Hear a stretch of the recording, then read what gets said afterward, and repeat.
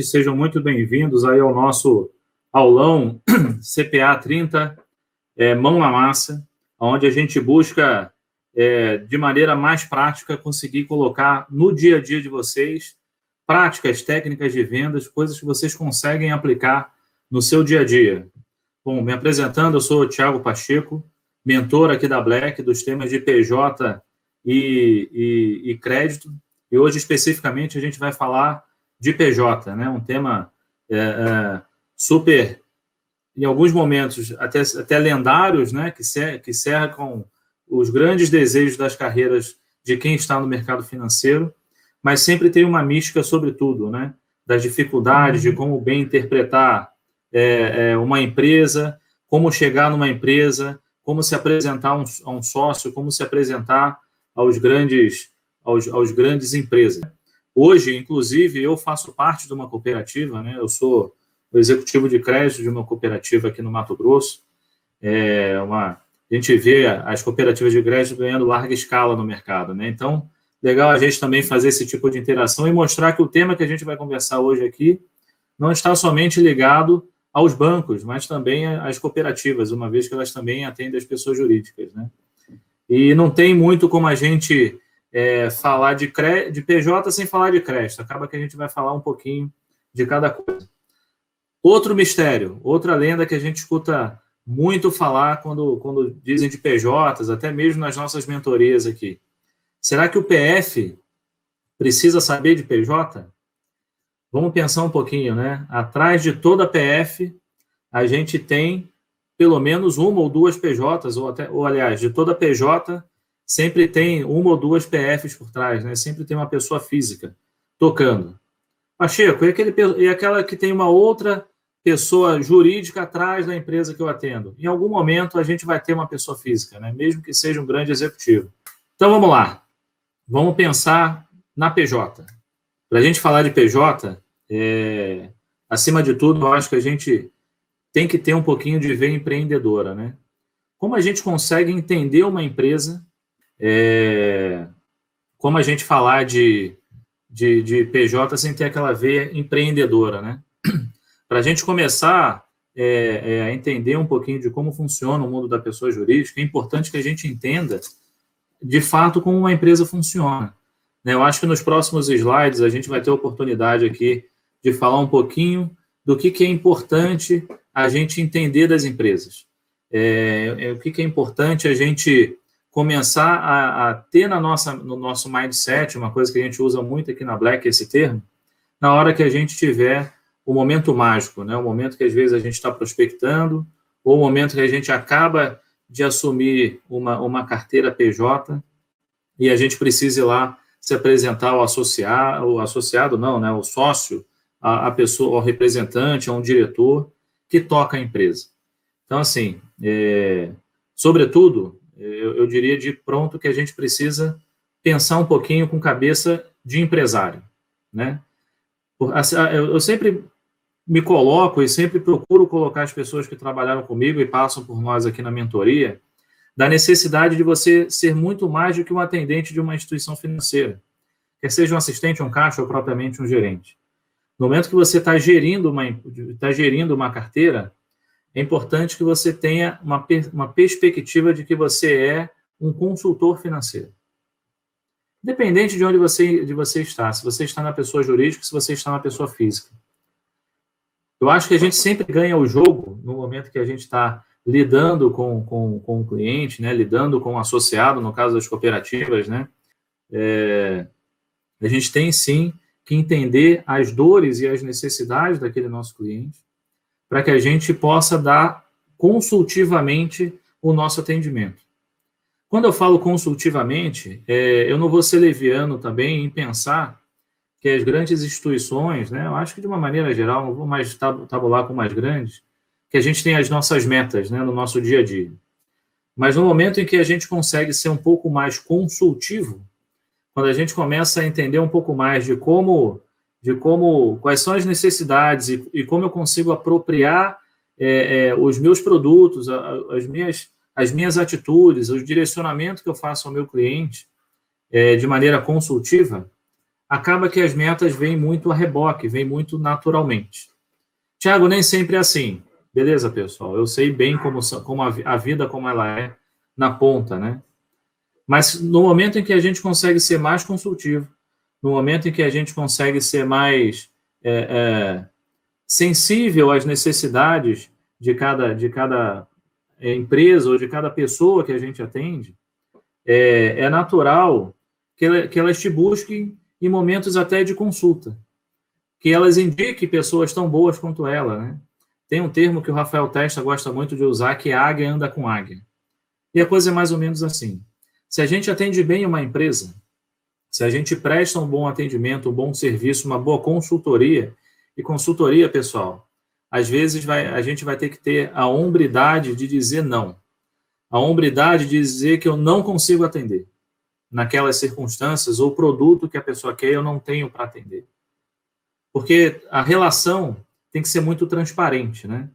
Quando eu falo que um gerente, que um assistente, que um atendente de uma instituição financeira trata o seu cliente ou o seu associado como uma espécie de uma consultoria, uma espécie não, de fato, como uma consultoria, a gente tem que ser muito transparente, muito íntegro nessa relação. E aí, eu acho que é ali que é a grande mágica, a grande magia da coisa. Porque se ele se sente bem de te consultar, no momento em que ele precisa tomar uma decisão, no momento em que ele te procura antecipadamente para dizer o que ele está querendo fazer, naturalmente ele vai se sentir à vontade de indicar pessoas do seu meio de relacionamento, parceiros de negócio, para te ajudar. Então, assim, falamos bastante muito de uma forma um tanto quanto genérica, né? E aí vamos partir um pouco agora mais de como, de fato, funciona uma pessoa jurídica, né? É importantíssimo, no momento em que a gente vai se apresentar para uma empresa, no momento que a gente vai prospectar uma empresa, e digo até mais, no momento em que a gente está indo lá para atender uma demanda. Às vezes uma demanda que ele nos solicitou, porque ele está precisando de um novo crédito, ou a gente está indo lá oferecer uma nova campanha, um novo crédito que está acontecendo na nossa instituição. Então, eu vou passar algumas telinhas aqui, até para a gente começar a formular como a gente se prepara para uma visita. De manutenção, ou de prospecção, ou de apresentação, né? Eu acho que os 3 primeiros itens podem ser muito triviais, né? Mas, por incrível que pareça, nem sempre o são. Rating. Todas as instituições têm lá o seu rating, o seu credit score, que ele relata como está a atual situação, a atual circunstância da empresa. Ele vai refletir algumas coisas. Como está a sua percepção dentro do mercado, como está a sua relação junto com a instituição, ou o que pode ser pior ainda. Às vezes o rating agravado, a demonstração que o rating não está a contento ou em níveis razoáveis de que a gente possa operar, pode ser às vezes culpa nossa, porque a gente não fez o nosso dever de casa. Dever de casa de manter um bom cadastro feito, né? Partindo do princípio que tudo o que acontece dentro de uma instituição financeira, principalmente quando a gente começa a falar de rating, ele sempre vai passar por esse senhor chamado cadastro. Falando um pouquinho, né, e aí pegando um pouco da minha experiência de crédito, por que passa tudo pelo cadastro? Os birôs de crédito, né, os sistemas que medem os ratings, que medem os limites pré-aprovados das instituições, eles fazem algumas leituras. Tem instituições que vão medir mais de 100 itens, tem instituições que vão mexer com mais de 300 itens, tem birôs mais simples, que vão mexer com poucos itens. Mas, em sua essência, ele vai fazer algumas leituras, que acontece mais ou menos assim. Eles vão olhar como está a sua percepção no mercado, como está a sua movimentação, sua transacionalidade dentro do mercado. Quais as linhas que ele vem capturando o crédito? Qual é o próximo cruzamento? Ele tem restrições? A gente tem o Serasa aí no terceiro item do slide. E essas restrições fazem sentido junto com a sua movimentação? Em que sentido, Pacheco? É mais factível uma pessoa ter o Serasa quando ele está tomado em linhas como cheque especial, cartão de crédito, que são linhas onerosas, ou quando ele tem um capital de giro, ou quando ele tem um financiamento de equipamento, quando ele tem o BNDES. Só para a gente começar a contextualizar. Os sistemas são tão inteligentes que ele consegue mensurar as linhas mais caras e as linhas que mais oneram as atividades das empresas. E não só das empresas, né? Obviamente das pessoas físicas também. Feito essa leitura com duas movimentações externas, ele vai vir para dentro de casa. Ele vai fazer a mesma leitura, observar como é que ele se comporta com o crédito aqui dentro. Toma linhas corretas, fica sempre tomado em suas linhas mais caras, como a gente falou, cheque especial, cartão, paga em atraso, paga só os juros, não amortizam grandes movimentações. E aí ele vai cruzar sempre e sempre e sempre todas essas informações com o cadastro. Então, por isso que a premissa básica do cadastro é tão importante. Porque se ele começa a alavancar demais endividamento, e aí a gente já começa a pegar a segunda linha, que é o Bacen, e a gente não atualiza o seu faturamento, por exemplo, a gente começa a ter um descolamento, né? Começa a descolar um pouco do quanto ele fatura, do quanto ele endivida. Então, essa boca do jacaré vai começar a abrir. Então, a gente falou dos 3 primeiros itens aí, da importância da gente ter as informações atualizadas. Se as informações estão atualizadas, a gente ter a capacidade de identificar quais são as discrepâncias. Por que apareceu um apontamento no Serasa, de um protesto, de um atraso? Faz sentido ou não faz sentido? É indevido ou é devido? Se é devido, por que foi devido? Como se resolveu? Como vai se resolver? Linhas onerosas no Bacen. Será que não é o momento, em vez de eu estar dando novo crédito, é o momento de eu estar reestruturando o crédito? Essa preparação é super importante para a gente começar a pensar quais são as tratativas, no que eu vou começar, como eu vou conduzir essa entrevista, essa reunião, para eu poder tomar as decisões corretas e coletar as informações importantes para dentro da nossa instituição. Então, isso aqui, basicamente, esses 3 primeiros itens, a gente está falando pura e simplesmente de gestão de carteira. Gerir a informação do crédito.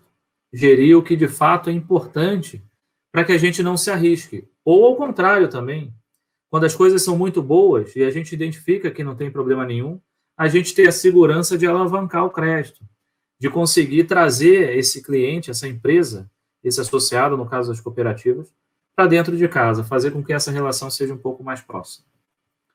E aí a gente tem um 4º item, que são as redes sociais. A gente acabou de passar por um período super pandêmico, né? Se antes, sei lá, de uns 5, 6, 7 anos para cá, a relação com a interação com o mundo virtual é muito grande, como a gente está fazendo essa aula, como nós fazemos durante toda a história da Black Bankers, as mentorias, hoje quase com 1.000 alunos já mentorados aí durante esse legado que a gente tem, 100% a gente aconteceu de forma online. Então, qual é a relação da nossa empresa, da empresa que a gente atende, do nosso cliente, com as redes sociais? Como é que ele se relaciona com a rede? E aí, voltando ao que eu acabei de dizer, que a gente, num momento como hoje, que a gente acabou de passar da pandemia, é nítido que as empresas que já bem estavam consolidadas ou ainda estruturadas digitalmente, conseguiram vencer melhor esse momento. Conseguiram transpassar o momento da pandemia sem grandes solavancos. Óbvio, né? O impacto aconteceu de uma maneira geral, né? Para todos. Mas vocês há de convir que quem estava um pouco mais preparado para esse fim, passou tranquilamente. A gente percebe em situações até de que algumas empresas vão deixar de ter os seus atendimentos ao público, passando somente para o atendimento virtual, somente por entregas por delivery, enfim, utilizando tantos aplicativos que a gente tem aí, não só de comida, né? Mas que prestam esses serviços de vai e vem, de courrier que a gente conhece. E quando a gente está se preparando também para uma entrevista, para uma reunião tão importante, principalmente quando a gente está indo se apresentar para a empresa ou quando a gente está indo prospectar a empresa, essas informações de redes sociais são cruciais para você se tornar um pouco mais familiarizado com a atividade, com o posicionamento, da forma com que a empresa se coloca e se transpõe para o mercado, né? E isso é uma informação que, principalmente quando a gente está indo efetuar exatamente a apresentação, porque você acabou de chegar na carteira, ou quando você está indo vender o banco, ou a instituição que você trabalha para uma prospecção, a consulta ao website ou às redes sociais da empresa é tão importante porque ela te serve como quebra-gelo. Você já chega com algum argumento. E o website eu vou um pouco mais além, que não está aí no nosso slide. Aí. Por que não a gente consultar os seus concorrentes? Será que o posicionamento da empresa que eu estou indo é parecido com o seu concorrente? Será que o concorrente se posiciona pior ou melhor do que ela? Será que às vezes ele é um líder de mercado pela forma com que ele se posiciona? Ou ele tem um concorrente tão agressivo porque ele tem uma familiaridade da forma dele se pôr no mercado? Vocês lembram que eu falei no início da veia empreendedora? Eu já vou falar um pouquinho mais do que está vindo nos próximos slides, eu vou fazer um gancho e vou trazer o que eu acho pertinente nesse momento. Às vezes, quando a gente percebe que um concorrente ou um segmento similar se comporta de uma maneira diferente e ganha escala no mercado, ganha share de mercado, ali pode ser um trunfo para a gente. Pode ser um trunfo numa reunião, principalmente de um cliente que a gente já conhece. Porque lembra do nosso lado consultivo? Lembra da gente se posicionar como consultor financeiro? Às vezes, a gente pode dar uma ideia, a gente pode plantar uma sementinha que dali a um pouco pode mudar toda a percepção, todo o posicionamento e até mesmo toda a escala, tamanho, faturamento de uma empresa. Então, notem o quanto é rico, né? A gente fazer uma consultinha antecipada a um website, a uma rede social, não só da empresa que a gente está indo abordar, indo fazer reunião, mas também dar uma olhadinha para o mercado, entender como é que o mercado se posiciona, como é que os concorrentes dele se posicionam. E aí, por último, eu acabei falando do cadastro, né? O cadastro, como a gente fez a analogia com rate, mas o cadastro vai te falar algumas outras coisas que é importante da gente saber, buscar e até mesmo interpelar e entender a atual conjuntura, a situação presente das empresas. A gente falou ali de data de fundação. Todos nós sabemos, né, que as empresas no Brasil, infelizmente, morrem nos 3 primeiros anos de vida. A estatística não chega nem a 3 anos, mas vamos arredondar a conta. Isso vai fazer com que você perceba até sobre um panorama de risco. Se a empresa é muito nova, qual é o fator de sucesso, de experiência, de know-how que aquele sócio tem sobre o seu mercado? Será que ele já teve tempo suficiente para se maturar, para se testar, até mesmo para quebrar? Às vezes, uma empresa ter uma quebra no passado e conseguir ressurgir toda a sua história, o seu legado, se reconstruir, se reposicionar, não significa um fator ruim. Né? A queda, às vezes, faz parte da história, faz parte de todos nós, imagina de uma empresa. E, às vezes, essa volta por cima pode te dizer e te revelar algumas coisas. Principalmente se o sócio que fundou quebrou é o mesmo que está nesse momento. Então, significa que aquele erro que levou a empresa a quebrar, ele nunca mais vai infringir naquele erro. Vocês podem ter certeza disso. A não ser que seja um fator externo. Ok? Por exemplo, a pandemia veio, ele não era o item de primeira necessidade, era o item muito mais supérfluo, ele não conseguiu se sustentar, não conseguiu se manter. E aí é natural que é uma coisa que está avessa à vontade dele. O que ele poderia evitar de uma possível quebra futura, ele avaliar se de fato o seu endividamento estava compatível com o seu momento de vida aqui no caso da empresa, né? Se ele não estava com a sua folha inchada, muito passivo a pagar, né, trabalhista, impostos, fornecedores, bancos. Então, às vezes, ele pode passar a ser um pouco mais comedido nas próximas decisões. Falando de fundação ainda, é um outro ponto importante que vai até sobre um ponto que está ali sobre alteração contratual. É importante identificar se as pessoas que hoje estão presentes nas suas empresas, né, à frente das suas empresas, são os fundadores. Se não são, por que não são? Se foi uma sucessão natural, né, o filho assumiu porque o pai já estava numa determinada idade ou decidiu que não queria mais tocar a empresa e colocou o filho na sucessão, ok, a gente vai avaliar uma outra coisa. Qual é a capacidade da pessoa que está na frente em tocar a empresa? Agora, se a gente observa dentro de uma alteração contratual que o CNPJ era antigo e hoje ele está até sobre uma outra finalidade de empresa, às vezes é um CNPJ de 20 anos de idade, mas era um açougue, hoje o cara é um prestador de serviço, aí a gente tem que começar a tomar cuidado. Vocês concordam? Porque, assim, nem sempre a empresa que está lá teve algum problema, o cara simplesmente mudou de atividade e continuou. Via de regra, quando isso acontece, você já deve ter escutado muito na relação profissional de vocês aí, enquanto banco, enquanto cooperativa, das pessoas que compram CNPJs antigos para mostrar exatamente o que eu acabei de falar, que a empresa é antiga, que ele já conseguiu passar aos trancos e barrancos e sobreviveu. E nem sempre isso é um fator tão positivo. Então, explorem um pouco isso. Quando a gente põe na coletagem de informação, nesse primeiro slide, é uma coisa importante da gente saber, principalmente se a gente identificar isso que eu acabei de falar. O que aconteceu no passado? Por que aquele CNPJ antigo tinha uma outra atividade econômico-financeira diferente da atual? O que aconteceu? Certo? É importante a gente tentar interpelar um pouquinho isso para a gente não cair numa cilada, certo?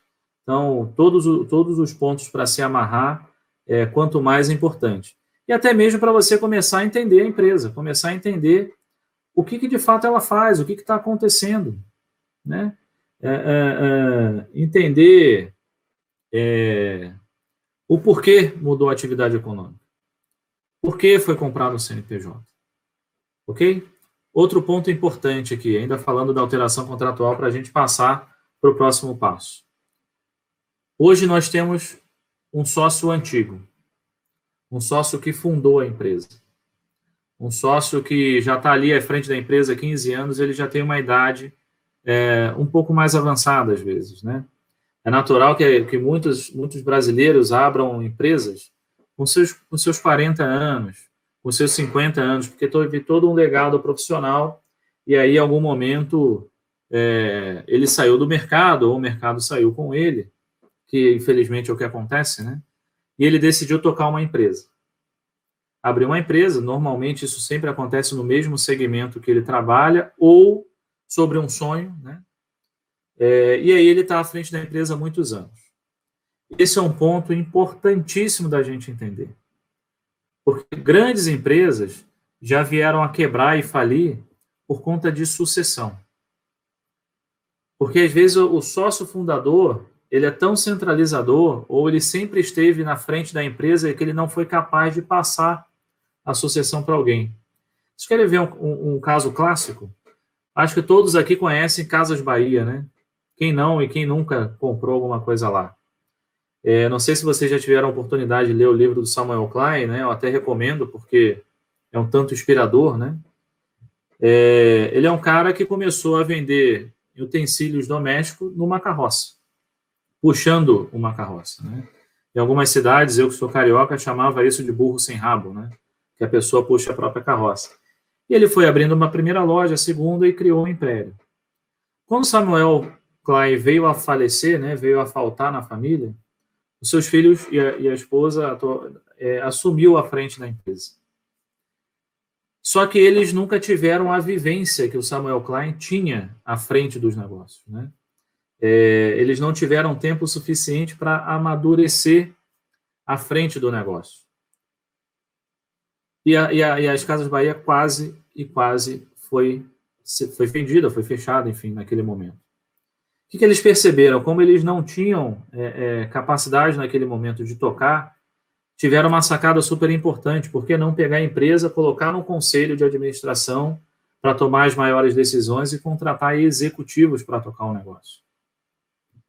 Notem o quanto é importante a gente identificar a sucessão dos negócios?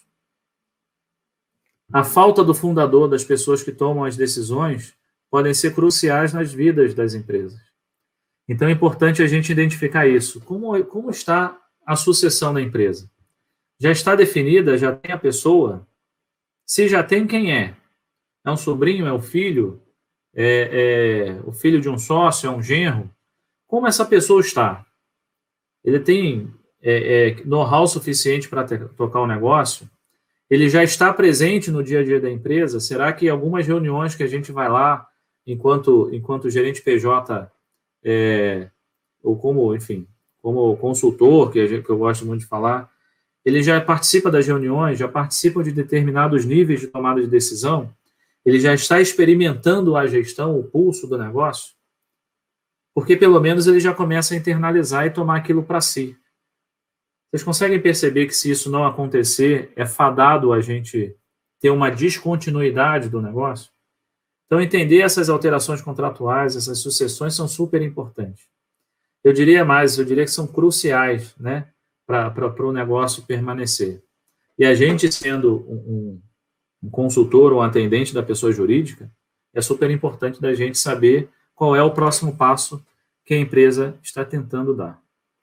Então, assim, eu acho que a gente falou bastante coisa aqui nesse primeiro slide, né? Olha o quanto de informação que parece ser chula, né? Que parece ser simples. Pô, isso está no meu dia a dia. Isso aqui eu acho que não precisa. Olha o quanto de informação importante a gente tira desses 1, 2, 3, 4, 5, somente 5 pontinhos. Informações que podem ter 1 hora, 2 horas de conversa numa empresa, para a gente entender isso de uma maneira geral, né?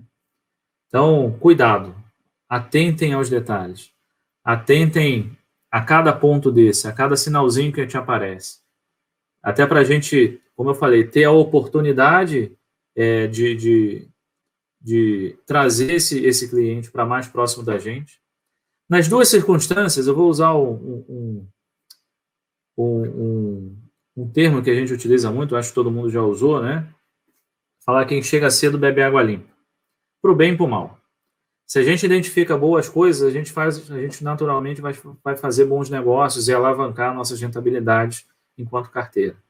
Se a gente identifica alguns sinais críticos, eu vou te falar que a gente também vai fazer bons negócios, porque a gente vai ter a oportunidade de sair no momento certo, de sair na hora certa, de reestruturar a nossa exposição no momento certo e antes de todo mundo chegar. Então, assim, pessoal, cadastro, importantíssimo. Não tem como a gente pensar em trabalhar numa instituição financeira, estar à frente de uma carteira, estar à frente de um banco, né? Porque no momento que a gente está ali, a gente é o banco, é a cooperativa, é a instituição que a gente trabalha. O cadastro bem atualizado, constantemente atualizado e criticado sobre todos os aspectos que eu falei aqui, é importante para a gente não entrar numa cilada. Se ele está ok, a gente vai fazer todo o resto. A gente vai conseguir melhor entender o rating do cliente. A gente vai conseguir entender todas as discrepâncias de rating. A gente vai entender como funciona o Bacen dele. A gente vai conseguir vislumbrar se o Bacen está de acordo com a atividade dele. E também entender como vai ser o Serasa. As coisas são devidas, indevidas, alguma coisa escapou pelas mãos. E aí eu acho que redes sociais dispensa comentários, né?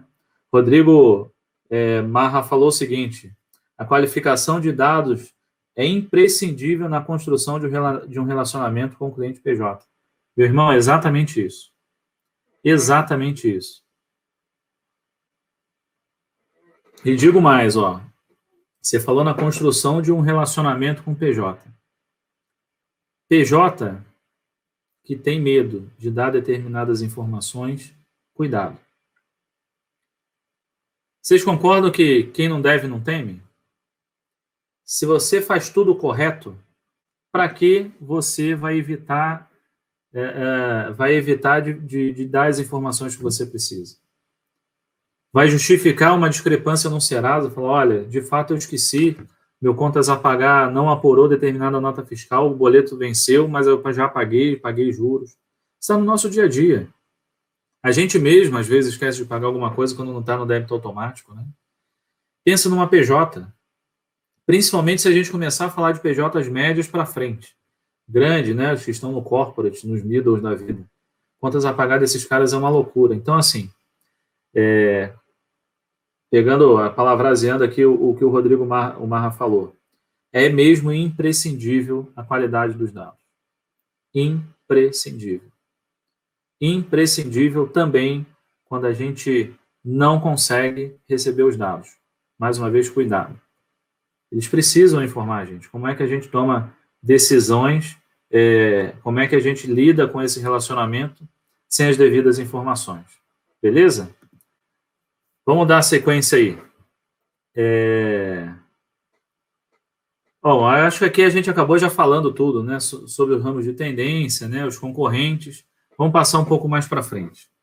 Quando a gente fala de PJ, lembra lá no início que eu falei que é importantíssimo a gente ter a nossa veia empreendedora e saber como é que uma PJ funciona. Essa cruzinha que vocês estão vendo, a gente costuma falar que é a cruz de necessidade financeira, a cruz da PJ. Todo PJ carrega uma cruz, né? Quem nunca foi PJ, eu acho que não vai entender, mas todo PJ carrega uma grande cruz de atender.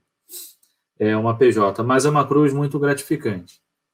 Brincadeiras à parte, toda PJ, acho que não só toda PJ, né? Se a gente vai conseguir fazer muito essa analogia com a pessoa física, mas é crucial a gente pensar em PJ sobre esses 4 aspectos. Toda PJ recebe de alguma forma, certo? Senão ela não sobrevive. Então aqui a gente já começa a ter o panorama de oportunidades, né? De oportunidade de produtos, de oportunidade de serviços, de oportunidade de crédito. Se a gente sabe como ele recebe, qual é a relação dele com os seus clientes, a gente vai ter um universo de coisas para fazer. Vamos pensar aqui? Por exemplo, como é que ele recebe? Ele usa duplicatas. Pô, será que duplicata é um produto do mercado financeiro? Será que os bancos e as cooperativas não se degladiam para conseguir essa receitinha de todo o títulozinho está lá liquidando, está sendo prorrogado, está sendo protestado? Receita na veia, né? Será que ele recebe via cartão? Opa, outro produto que nos dá muita rentabilidade, as adquirências da vida, né? A gente ter lá o transacional dos cartõezinhos passando todo dia, parcelando. Pô, falei em parcelamento, né? Parcela no cartão, parcela no boleto, parcela no cheque. Percebe que a gente já começa a pensar em outras coisas? Pô, se ele parcela na duplicata, eu consigo fazer desconto de duplicata, será? Será que eu consigo usar as duplicatas como garantia de uma operação como capital de giro, como uma conta garantida ou uma conta rotativa? Olha só, a gente só falou um item, e quantas outras coisas a gente já abriu? Pô, falamos de cartão de crédito. Ele recebe via cartão. Opa, recebe via cartão, o que ele pode fazer? Pode antecipar a agenda? Sem sombra de dúvida. Precisa nem de você, né? Ele pode fazer pelo call center, pode fazer pela própria maquininha. Será que ele serve como garantia de operações financeiras? Sei que vai ter uma interrogação na cabeça de algumas pessoas. Pô, mas ele pode mudar o adquirente para o subadquirente que a gente não consegue travar. Isso é o risco do negócio, né? Sem sombra de dúvida. Mas se o cliente tem um bom rate, um bom relacionamento, a gente confia, a gente já conhece, sim, ele pode ser uma garantia de uma conta rotativa, pode ser uma garantia de um capital de giro, particularmente como gerente de crédito, né, como gestor de crédito. Eu não sou muito favorável porque, exatamente pelos pontos que a gente passou, né? O tempo que isso pode levar da estruturação da operação. O rotativo é uma coisa mais do dia a dia. Então, assim, só num ponto de recebíveis, a gente traçou várias oportunidades. Pô, a gente já traçou oportunidade de serviços, já traçou oportunidades de crédito, já traçou oportunidades da gente ter o transacional. Vocês concordam que quanto mais recebíveis, quanto maior for o meu share, dos recebimentos dessas empresas dentro da minha carteira, dentro da minha instituição, não significa que eu estou muito mais próximo dele? Não significa que eu estou lá com o meu dedinho no pulso dele, sentindo como ele recebe, como é que está sendo as entradas? Se eu tenho a carteira de duplicatas dele, saber se tem atraso na carteira, olha só, já pensamos num panorama de risco aí. Pô, se eu sei que ele tem 100 mil reais por mês de carteira, atrasa 2 mil reais todo mês, opa, ele tem uma possível inadimplência de 2%. Olha só. De 100 mil atrasa 15 mil. 15 mil está vencida há mais de 60 dias. A gente já começa a pensar um outro aspecto de risco. Será que ele sabe, de fato, avaliar o crédito que ele dá aos seus clientes? E será que eu não estou financiando esse crédito uma vez que eu antecipo as duplicatas, uma vez que eu utilizo as duplicatas como garantia de uma conta garantida ou rotativa, ou um capital de giro? Olha que a gente falou só uma caixinha. Olha o universo de coisas que circundam isso. Engraçado que PJ é gostoso, né? Que a gente vai exercitando as coisas. Mas vamos se ater na parte boa. Eu falei que é legal a gente ter o dedinho no pulso lá dele, né? Sentindo o quanto está pulsando, porque os recebíveis estão aqui. Pensem comigo. É mais fácil ele manter os pagamentos que ele tem, onde ele tem a maior parte dos seus recebíveis, ou pegar uma TED e mandar para uma outra instituição e transacionar no outro lugar? Naturalmente, ele vai querer ter na sua instituição. Vamos lá para o outro lado da cruz? Todo mundo que recebe, paga. Aí a gente já começa a ter uma outra relação. Pensar assim, ó. Como é que ele se relaciona com seus fornecedores? Ele paga duplicata, paga TED? Aí a gente já começa a entender o panorama de serviços. Pô, quanto ele paga na TED? Ele não paga TED? Agora a gente tem diversas coisas aparecendo aí, até o Pix, né? Que pode vir mudar toda essa perspectiva. Mas, enfim, se ele paga via DDA, se ele manda cheque, né? E por incrível que pareça, o Brasil ainda tem uma cultura forte de transacionar com cheque, tanto nos recebimentos como nos pagamentos, né? Em algumas praças, por incrível que pareça, é muito comum ainda a gente enxergar isso. Mas se a gente consegue identificar toda a parte de serviço, temos uma oportunidade. Agora, vamos pensar sobre o aspecto de gestão, sobre os aspectos de risco também. Como é que ele paga os seus fornecedores, não pensando no serviço? Os fornecedores dele, dá prazo? Parcela? Quais são as condições negociais que ele tem com esse fornecedor? E isso vai te dar algumas outras perspectivas.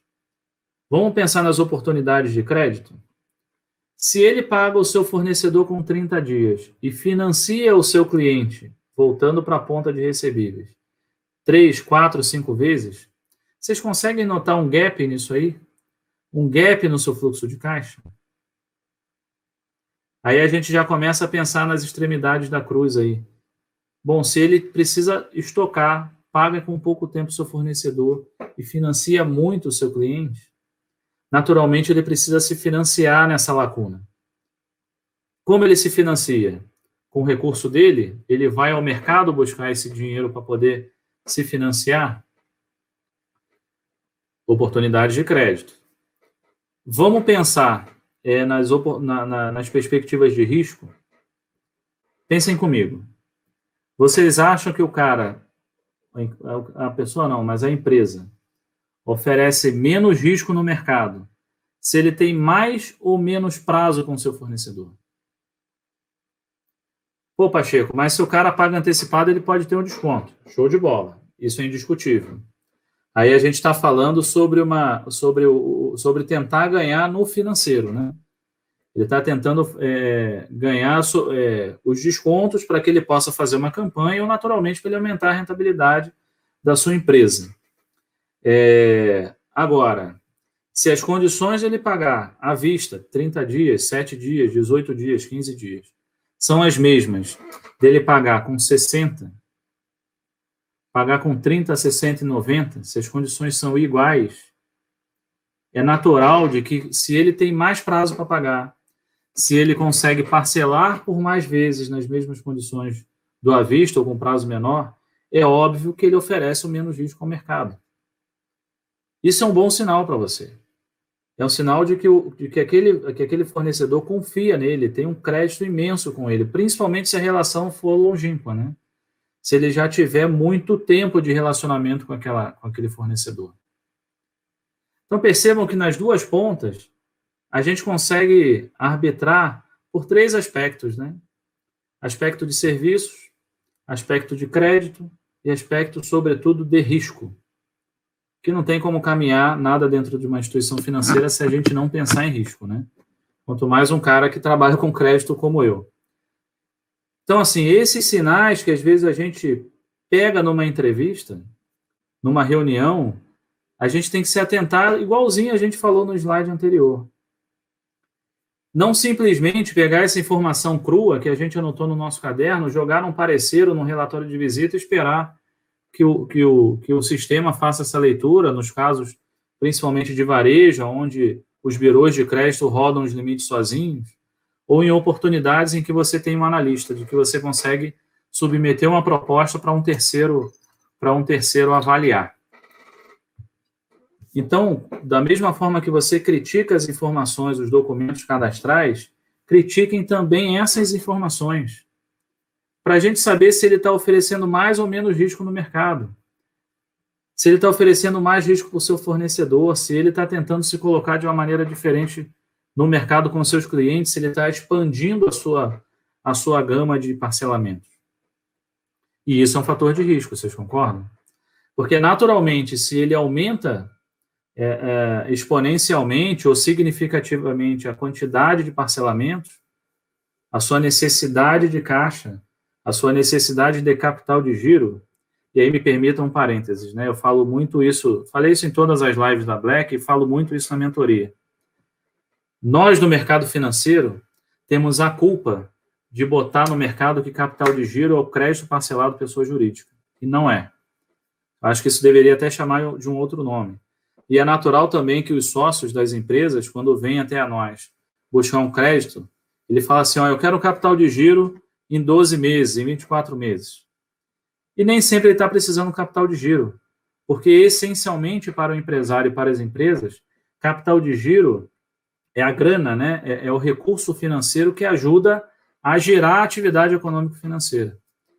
Então, voltando para cá, se ele aumenta a sua capilaridade, aumenta a sua quantidade de parcelas, ele naturalmente vai aumentar a sua necessidade de capital de giro. E isso pode ser arriscado. Porque quando a gente precisa de capital de giro, a gente vai literalmente cruzar com um negócio chamado liquidez. E aí eu vou um pouco mais além sobre a liquidez que a gente conhece, né? Mas o aspecto liquidez que eu quero falar aqui são 2.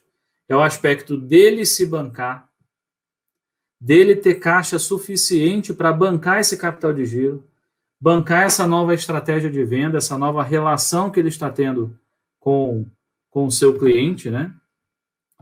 E também se ele tem liquidez suficiente no mercado. Que liquidez é essa, Pacheco? A liquidez de ele ter aplicações no mercado financeiro? Pode ser.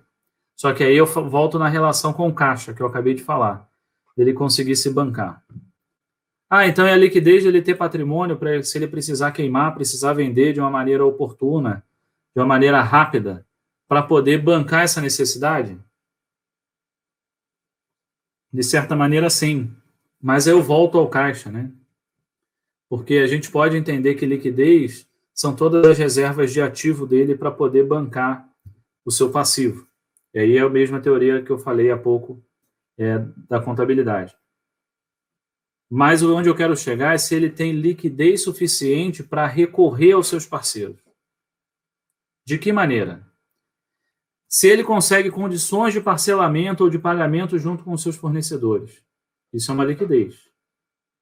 Ele é líquido o suficiente para ele peitar os seus fornecedores ou tentar chegar num viés de negociação que permita a ele condições melhores para suportar essa nova estratégia? Ou, a gente falou de parceiro, instituição financeira é um parceiro? Sem sombra de dúvidas, né? Ele tem limite de crédito suficiente no mercado? Ou ele tem liquidez suficiente para comprovar a esse parceiro financeiro, a essa instituição financeira, banco, cooperativa, de bancar ele para essa nova estratégia? Com capital de giro, que seja, com antecipação de duplicatas, com uma conta garantida? Observaram o risco nisso tudo? Se ele toma uma decisão estratégica de melhorar ou de tentar ganhar um share de mercado, uma entrada no mercado, dilatando a quantidade de parcelas, aumentando a sua gama de parcelamento com os seus clientes, ele tem que ter a certeza de que ele tem liquidez para isso. Com ele, com seus ativos, ou indo aos seus parceiros, fornecedores de matéria-prima, os seus fornecedores, ou os fornecedores de recursos, né? Que somos nós, as instituições financeiras. Falando disso tudo, a gente vai falar exatamente das extremidades da cruz. Se ele tem um déficit de caixa, não necessariamente por ele ter uma atividade não rentável, não necessariamente dele ter uma atividade que gera prejuízo, mas ele tem uma atividade que ele tem uma demanda de capital de giro, igual a gente acabou de citar. Tem um negócio que eu costumo muito falar, principalmente nas aulas de crédito, que é a diferença entre caixa e competência. Quando a gente observa lá o faturamento de uma empresa, a gente está vendo a competência dele. Como assim, Pacheco? Quando eu olho o faturamento, quando eu olho o DRE de uma empresa, e eu vejo lá o faturamento, aquilo ali são as informações de vendas que ele exerceu. São todas as notas fiscais que ele emitiu no momento das vendas. Ok? E o caixa funciona diferente. O caixa é quando de fato a grana entra no cofrinho lá, quando ele entra no caixa da empresa. Vamos pegar o exemplo que a gente falou do parcelamento. Eu, Pacheco S.A., vendi um determinado produto, sei lá, uma caneta, um carro, que seja. Eu vendo ele por R$100. Quando você vem comprar na minha empresa, por R$100 eu emito uma nota fiscal. Essa nota fiscal automaticamente vai para a minha informação de faturamento ou para o meu DRE, se eu já emito balanço. Isso é a minha competência. Agora, como é que eu vendi esses R$100? Eu vendi em 2 vezes, 30 e 60. Vocês querem observar como funciona o gap do meu caixa? É assim, ó. Hoje, dia 19/11, eu emiti uma nota fiscal de R$100. Na minha competência, registrou R$100. E no meu caixa registrou 0. Porque eu vendo 30 e 60. No mês seguinte, no dia 19/12, vai cair R$50, a primeira parcela. Conseguiram notar a diferença do meu caixa e da minha competência? Minha competência aconteceu lá atrás. Hoje, dia 19/12, se a gente for pensar no futuro, eu estou exercendo a minha primeira movimentação de caixa. Agora, nesses 30 dias, eu precisei pagar fornecedor, funcionário, aluguel, luz, internet, etc. Impostos, quando eu emiti lá a minha nota fiscal, já fui obrigado a recolher o imposto. Então, vamos para a parte de baixo da cruz. Como é que eu faço essa falta de caixa, esse déficit de caixa? Vou no mercado? Temos oportunidade, basicamente de crédito. Se a gente entendeu como recebe, vou usar o recebível para a gente fazer uma operação de antecipação, de parcelamento, de rotativo? Não sei. Perceberam como funciona? Agora vamos para a parte melhor da cruz, que é a sobra do caixa. Agora, a sobra do caixa pode nos revelar outras coisas que também sobre um panorama de risco. E eu vou falar para vocês. Mas vamos falar a parte mais simples. Vamos dizer que no final do meu exercício, eu sou uma empresa superavitária, me sobrou dinheiro. Olha, me sobrou R$1 milhão no caixa. Ao fechar do exercício 2020, mesmo com a pandemia, me sobrou R$1 milhão. Porra, maravilha, show de bola. Temos sobra de caixa. Vamos sobre os aspectos de risco. O que eu faço, o que a empresa faz com essa sobra de caixa? Ele aplica 100% do seu recurso numa aplicação financeira, num CDB, no RDC, no caso das cooperativas, para que ele tenha lá o tal capital de giro quando ele precisar, para ele se bancar? Show de bola, o cara é sadio. Ele pega 100% desse dinheiro e reinveste na empresa? Show de bola, mas como ele reinveste? Ele reinveste comprando estruturas mobiliárias. Será que faz sentido ele imobilizar tanto dinheiro? Será que pagar um aluguel estrategicamente não faz mais sentido? Não sei. Ele usou esse recurso para otimizar o seu parque fabril, para comprar novas máquinas, onde ele fabrica mais rápido, com menos dinheiro, com menos tempo, com menos gente. Pô, show de bola. Ele está estruturando para enxugar as suas despesas e seus custos. Muito bom. Não, Pacheco, ele pega 100% desse dinheiro que sobrou e manda para os sócios. Aí começa outra questão de risco que pode ser muito nociva às empresas. Por quê? A gente vê no decorrer da carreira, né? Eu que tenho, esse ano eu faço 20 anos de carreira no mercado financeiro, um fenômeno que é triste, que é um negócio chamado empresa rica, aliás, sócio rico e empresa pobre. A empresa trabalha, gera lucro e no final esse lucro ou parte desse lucro não volta para a empresa, vai 100% para o sócio. E aí você começa a ver a empresa em determinadas situações sucateadas, máquinas velhas, necessidade de manutenção com muita recorrência, endividamentos muito altos, porque qualquer situação, qualquer escape que ele precise de recurso, ele precisa se endividar porque ele não tem dinheiro no caixa. E o sócio bonitão lá, bem vestido, com carrão, com lancha. Então, isso é um problema muito perigoso. O ideal é a gente tentar um contrassenso, né? Pacheco, o sócio não pode pegar dinheiro? Eu acho que sim. Porque empresa rica e sócio pobre é um outro problema, porque o sócio nunca usufrui de tudo que ele construiu. Isso pode ser frustrante para ele, isso pode causar um outro problema de saúde, psicológico, enfim. A equidade sobre esses 3 pontos, da gente, óbvio que pagar o sócio, que em algum momento ele botou o dinheiro dele para a empresa acontecer, e como eu falei, todos nós gostamos também de ser reconhecido.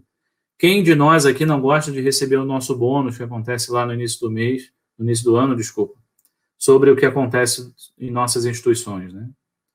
Fazer as devidas reservas para as necessidades de caixa e, sim, fazer as modernizações, as estruturas, todo o imobilizado que, às vezes, faz, sim, sentido para a empresa deter, né?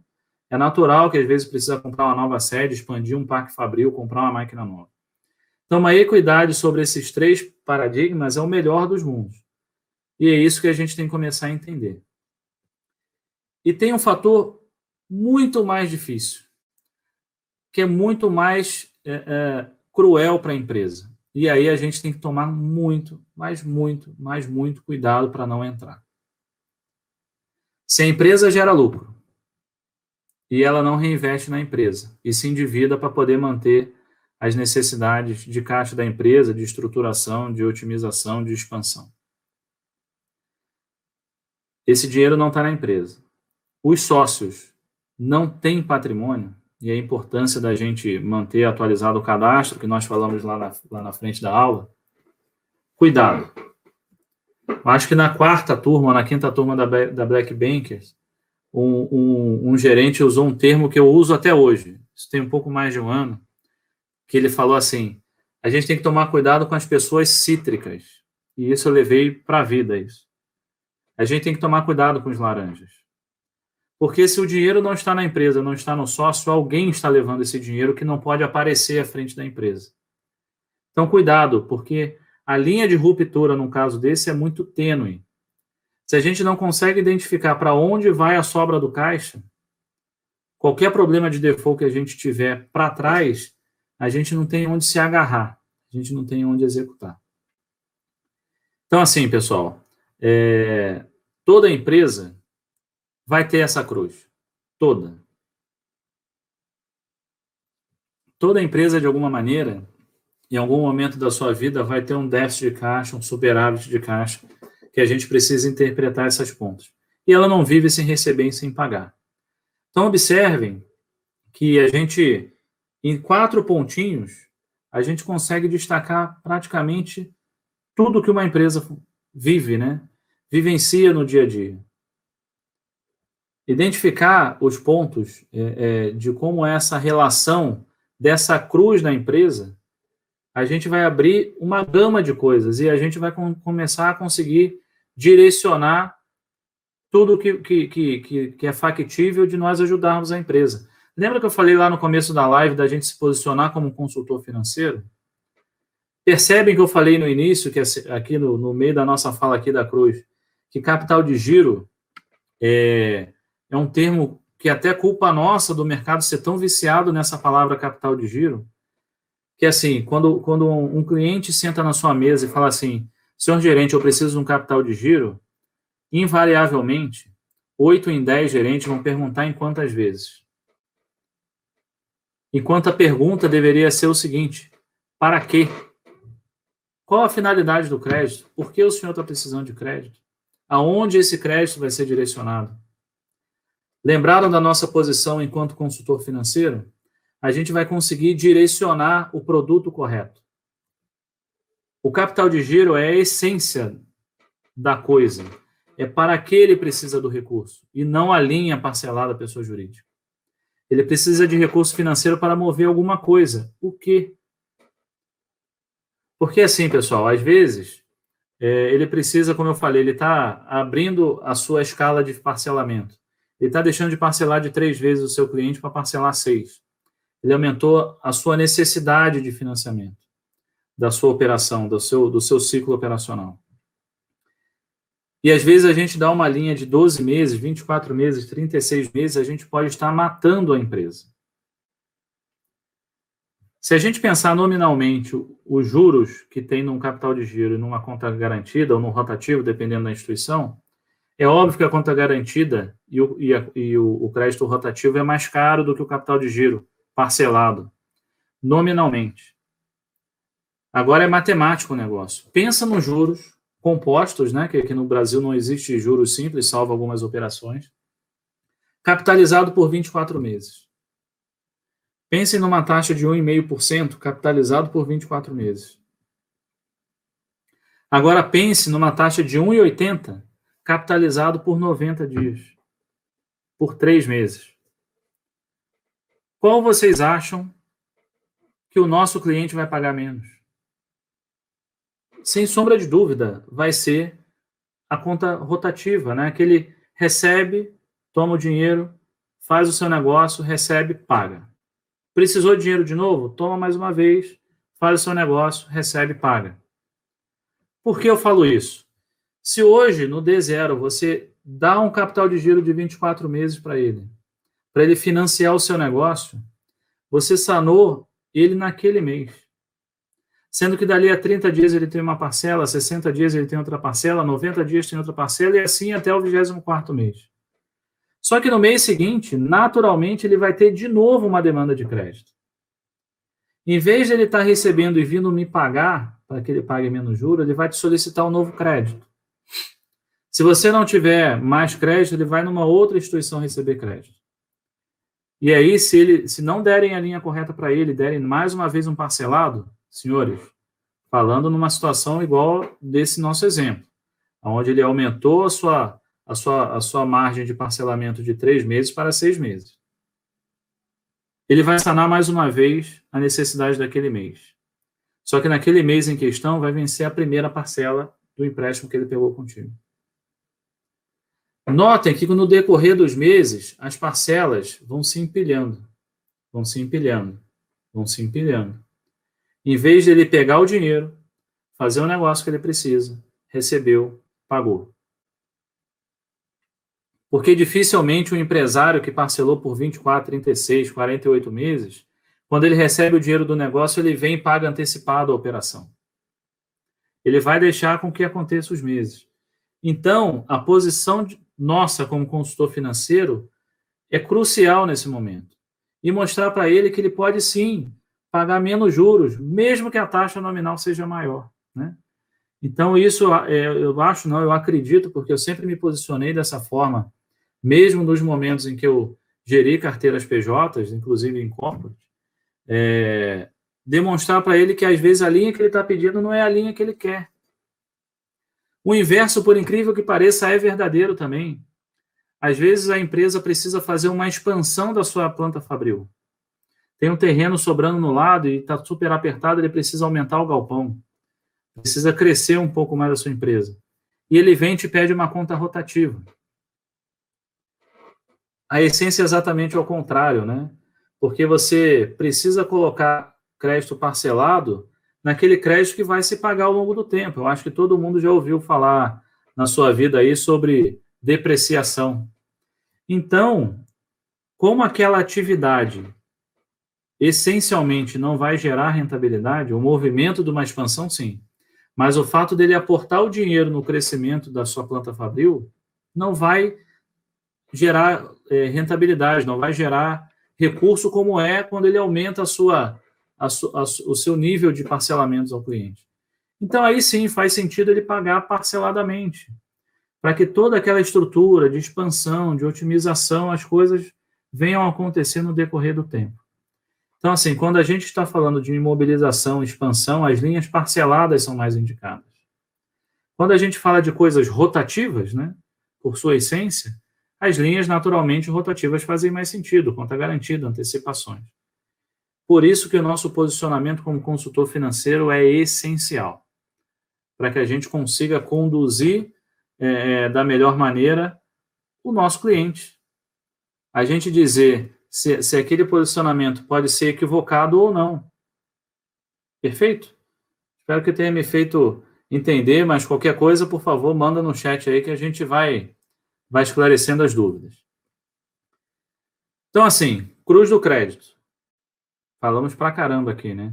Todas as oportunidades que a gente consegue ter, desde do momento em que ele recebe, sobre aspecto de risco, aspecto de relacionamento, posicionamento de mercado, serviços, tudo que a gente pode ganhar sobre essa gama de recebimentos. Pagamentos, da mesma forma.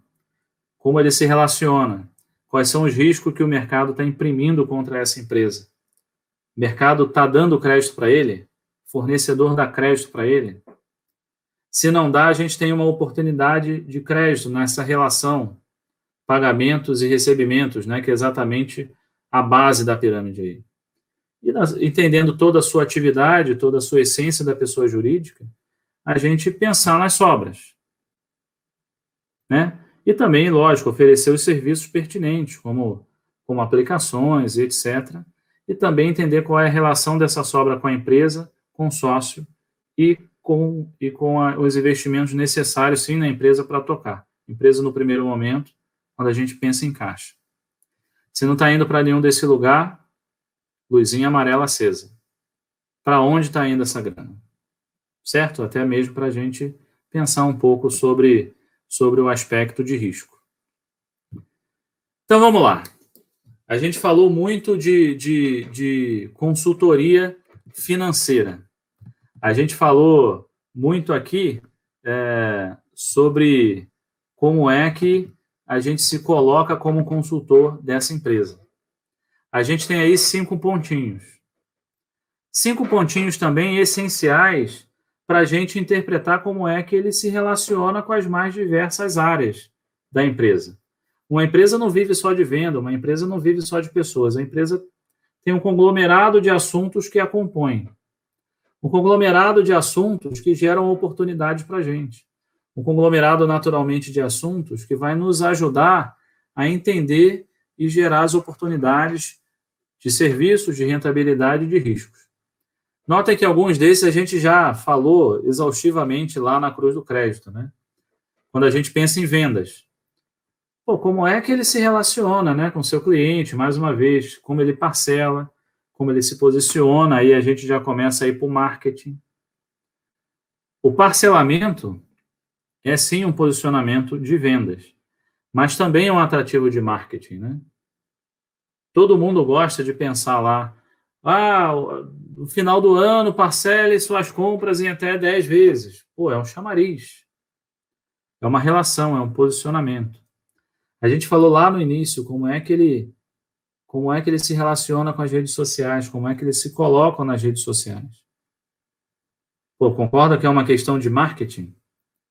Como é que ele passa essas informações para o mercado? Como é que o mercado o enxerga? Será que tem a necessidade dele ir lá na loja física, experimentar, sentir, tocar? O brasileiro ainda tem muito isso, né? Apesar da gente ter aumentado muito as vendas online. Como é que ele se posicionou com isso? Atendimento a cliente. Quem acompanha a gente aí nas redes sociais, vocês já devem ter visto muito testa entrar em determinadas instituições financeiras testando o atendimento.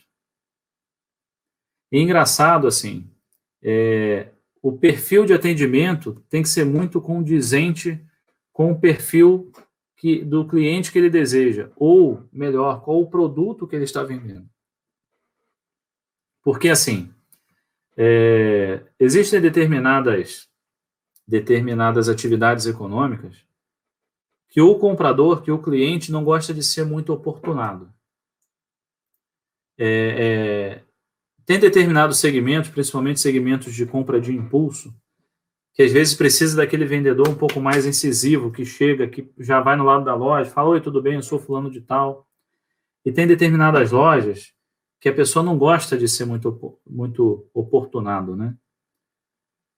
Eu tenho um pouco desse perfil até dos lugares que eu gosto de ir. Eu gosto de entrar na loja, a pessoa falar assim, oi, tudo bem? Qual é o nome do senhor? Eu sou fulano de tal, eu estou ali, qualquer coisa o senhor me chama, fique à vontade. Eu não sou aquele cara que gosta de toda hora alguém me barulhando no ouvido. Mas tem determinados segmentos e determinadas atividades que são necessárias que sejam dessa forma. Então, atendimento a cliente é crucial. E um outro ponto, que ninguém gosta de ficar esperando, né? Mesmo que eu não goste de ter um vendedor no meu lado me perturbando, eu gosto também de saber, na hora que eu precisar olhar para trás ou levantar a mão, alguém vai vir me atender, vai vir tirar minha dúvida, vai tentar sanar minha necessidade. Então, assim, o atendimento a cliente é importantíssimo para a relação. Eu acho que até por isso que ele está no meio ali. Para a gente saber como é que ele se relaciona, simplesmente. Como é que o cliente é atendido ali. E também da gente identificar o seguinte, será que a forma que ele está atendendo o seu cliente é a forma correta para o segmento que ele está inserido? Lembra que a gente falou do nosso posicionamento enquanto consultor financeiro? Eu acho que isso é um toque, né? Naturalmente, a gente vai ter só mais abertura e mais disponibilidade da gente falar isso com o empresário no momento que a gente tem um pouco mais de relacionamento com a pessoa jurídica. Para falar sobre qualquer das 5 questões aqui, em que pese o último, a gestão de recursos é muito mais atrelada à nossa atividade. Mas, assim, você também conseguir imprimir e posicionar sob a sua ótica, de falar o seguinte, olha, eu acho que o comportamento que os seus vendedores, os seus atendentes estão tendo não condizem com o setor que você está inserido.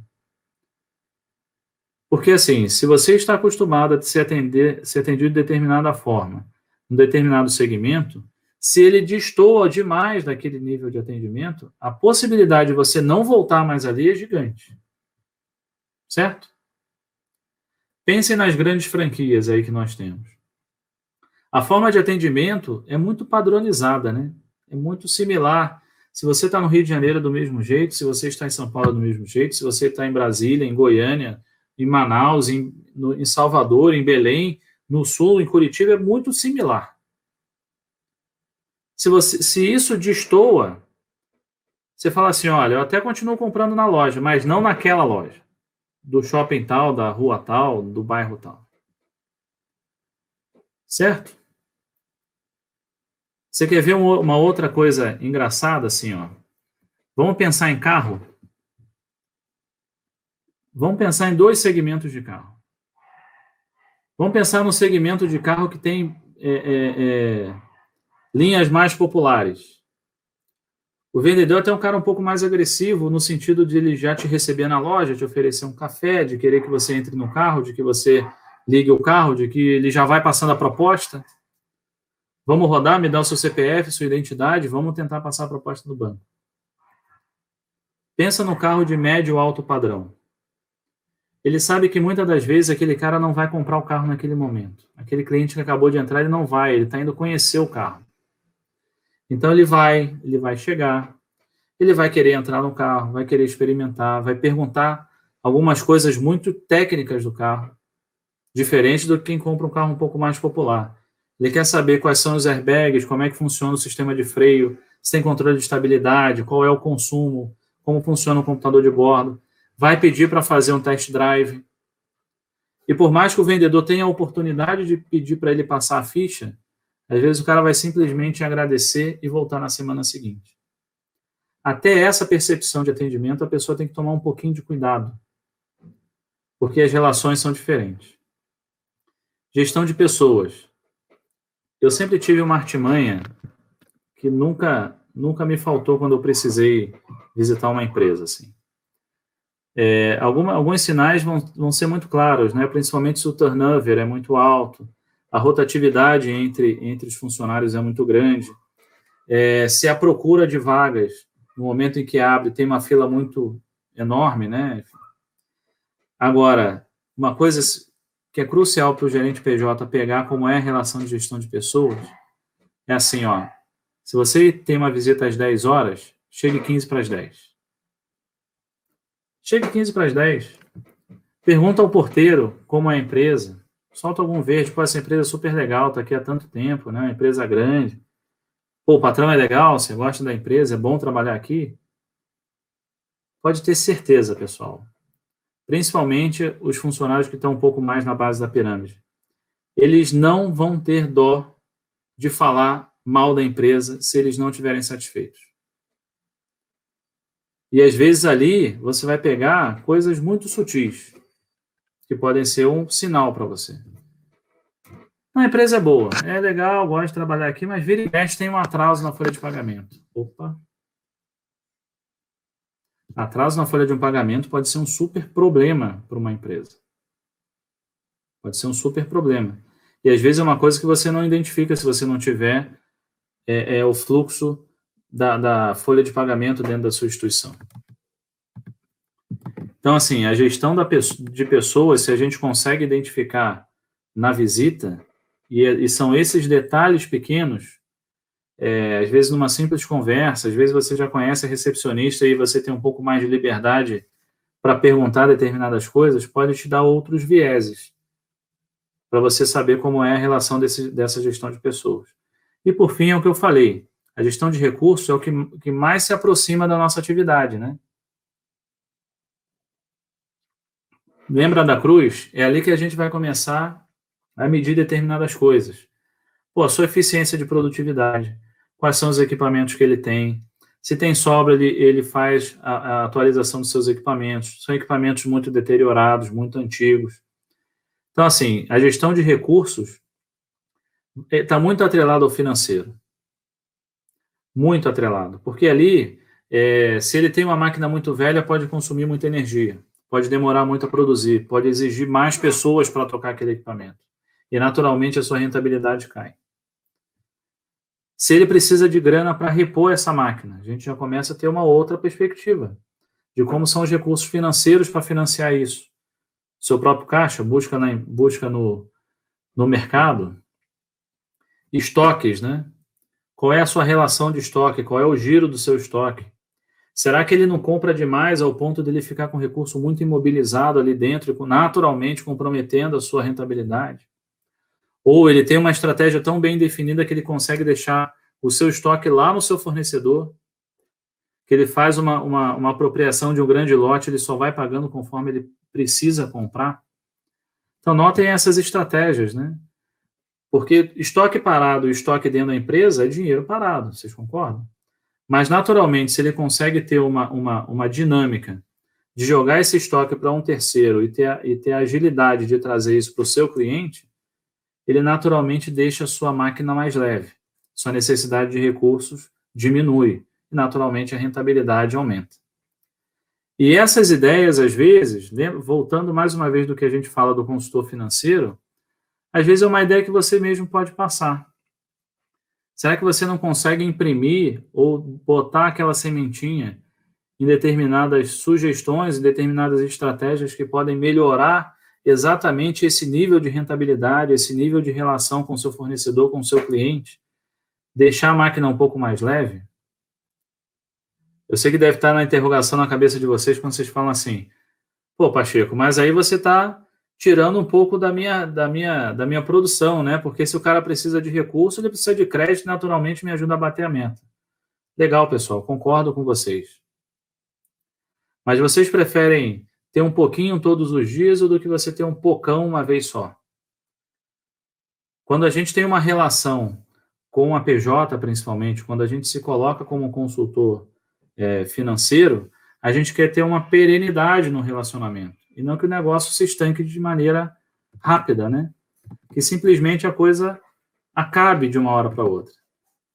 Lembra que eu falei lá no início da live que eu disse o seguinte, a importância da gente conseguir se posicionar como esse parceiro financeiro, como esse consultor financeiro, para que a gente seja consultado antecipadamente nas tomadas de decisão.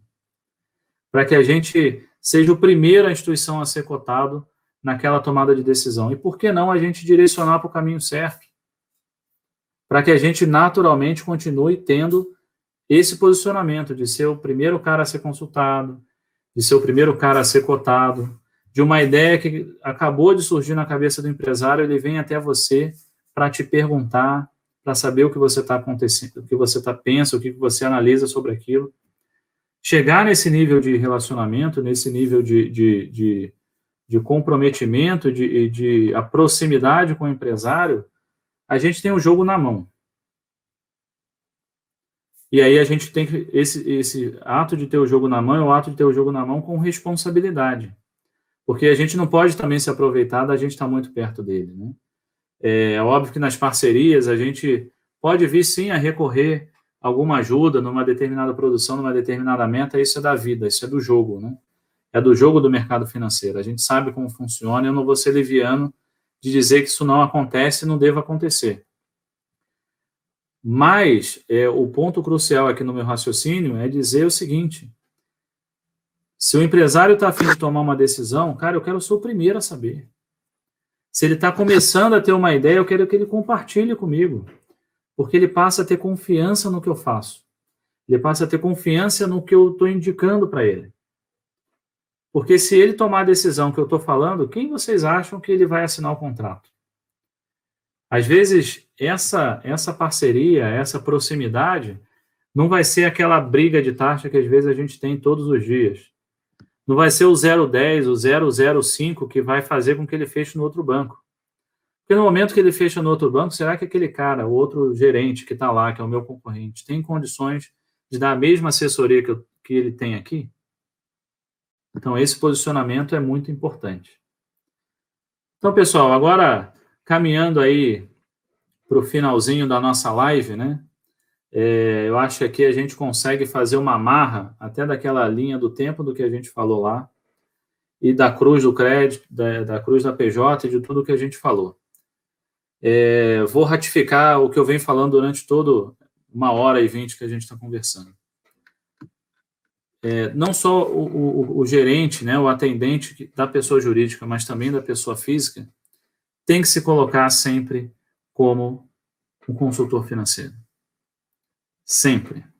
Sempre como consultor financeiro. E quando der um bloqueio no que a gente tem que perguntar, no que a gente tem que argumentar, explorar numa reunião com uma empresa, escrevam essa palavrinha aí, FRANV. Coloque isso no caderno que você nunca mais vai esquecer do que perguntar. Essas 5 letrinhas vão te direcionar para uma grande visita. Se a gente entende como é o financeiro dele, como é que ele gere suas finanças, como é que ele recebe, como é que ele paga, como é que ele se relaciona com o fornecedor, como é que ele se relaciona com os outros bancos, com as outras instituições financeiras, quais as linhas que ele mais tem tomado, qual é a sua percepção de taxa. Olha quantas informações a gente consegue nutrir, consegue puxar e consegue extrair só nessa palavrinha financeiro. Acho que isso está muito mais próximo da nossa cabecinha, do nosso mindset, uma vez que a gente é funcionário financeiro, né, de uma instituição financeira. Vamos para o R? Recursos. Como é que ele se relaciona com os recursos que estão disponíveis para a sua atividade? Como é que ele se relaciona com seus recursos humanos, com as pessoas que atendem, com as pessoas que produzem? Lembra do atendimento que a gente falou? Ele conseguir familiarizar e igualar o seu segmento ao seu nível de atendimento. Como é que ele se relaciona com as pessoas que trabalham para ele? Como é que ele se relaciona com seus materiais produtivos? Pô, tem desperdício? Não tem, são obsoletos? Não são modernos? Precisam ser renovados? Já entraram no nível de obsolescência? Às vezes ele tem um estoque parado que ele nunca mais vai conseguir vender porque o negócio já não existe mais mercado para aquele tipo de mercadoria. Ele teve uma estratégia equivocada que o mercado não absorveu. Beleza? Atendimento. E aí a gente fala um pouquinho lá dos recursos humanos no quanto atender. Existe um padrão com todos que atendem? Se o Tiago atender o telefone, vai ser igual o José, a Maria, a Joana atendendo? Se eu chegar na loja, quem me atender, me atende sempre com a mesma cordialidade, com o mesmo padrão, com a mesma forma de conduta? Tem filiais, eu ir na filial A ou na filial B é igualzinho? Lembra que a gente falou da franquia? Padronização de atendimento. Vamos para a penúltima palavra lá. M. Marketing. Como é que ele se relaciona? Como é que ele se relaciona, não? Ou melhor, como é que ele se expõe ao mercado? Como é que ele se posiciona no mercado? E vai muito de encontro ao atendimento. O seu posicionamento quanto marketing é o mesmo de atendimento quando eu chego na sua empresa? Como é que ele vem utilizando as mídias, né? Lembra que a gente falou de todo o momento pandêmico, tudo o que aconteceu no mercado, a necessidade das empresas em se atualizarem, em se prepararem para se relacionar de forma digital, né? A sua entrada no mundo virtual. Ter muito mais do que uma loja, uma porta aberta na rua ou num shopping, ter uma janela escancarada para o mundo para enxergar quem é ele. E, por fim, vendas, né? A equipe, de fato, é qualificada, treinada, entende do produto. Lembra que a gente falou lá do carro? O comprador pode fazer uma determinada pergunta tão crucial, tão técnica, que ele precisa ter, no mínimo, um conhecimento de como as coisas acontecem. E aí até faz uma ligação com o financeiro, como é que ele se relaciona quanto parcelamento com condições de venda. Certo, pessoal? Então, assim, gravem esse franve. Acho que daqui a gente vai ter uma argumentação gigantesca para falar com o nosso cliente. Daqui que a gente consegue extrair grandes coisas, uma grande visita, a gente consegue ter repertório para imprimir uma conversa de 1, 2, 3 horas. E daqui que a gente começa a conhecer um pouco mais de como é a vida, de como é a gestão, de como a empresa sobrevive e vive. Certo, pessoal? Espero que vocês tenham gostado da live. Muito obrigado por esse papo, né? Tenho certeza que isso aqui é só uma degustação de tudo que a gente pode conversar dentro da Black Bankers e da forma com que a Black se relaciona, de maneira prática, de forma a desmistificar tudo que às vezes a gente vê no mercado e a gente não consegue entender. A gente está aí à super disposição.